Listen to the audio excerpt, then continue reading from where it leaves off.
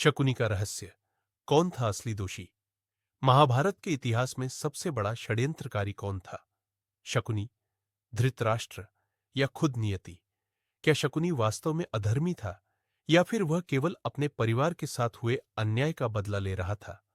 आज 5वीं यूनलॉक पर हम जानेंगे शकुनी का रहस्य, वह सच जिसे बहुत कम लोग जानते हैं। कौन था शकुनी?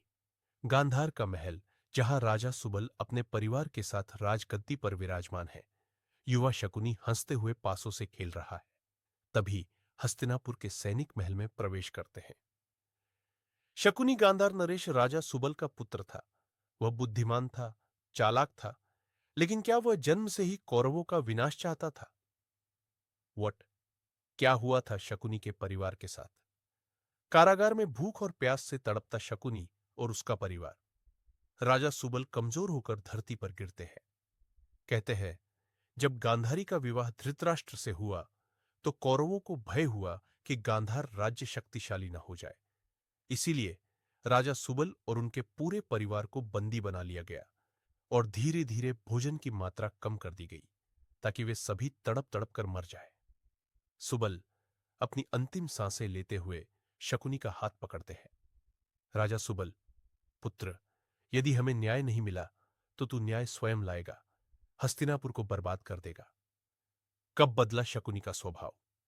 हस्तिनापुर में प्रवेश करता है, कौरव राजकुमारों के साथ मित्रता करता है, खासतौर पर दुर्योधन के साथ। लेकिन उसकी आंखों में वही जलती हुई बदले की आग दिखाई देती है। राजा सुबल के आदेश के बाद शकुनी ने प्रतिज्ञा की कि वह हस्तिनापुर को अंदर से तोड़ेगा। उसने दुर्योधन को अपना सबसे बड़ा मोहरा बनाया और महाभारत की नींव रख दी। कहां हुआ सबसे बड़ा छल? हस्तिनापुर का राजसभा, जहां पांडव और कौरव द्यूत क्रीड़ा जुआ खेल रहे हैं।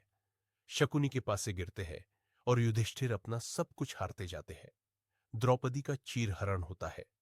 कहते हैं कि शकुनी के पास से जादुई थे, लेकिन क्या वे जादुई थे या फिर बदले की आग में तप कर तैयार की गई एक चाल?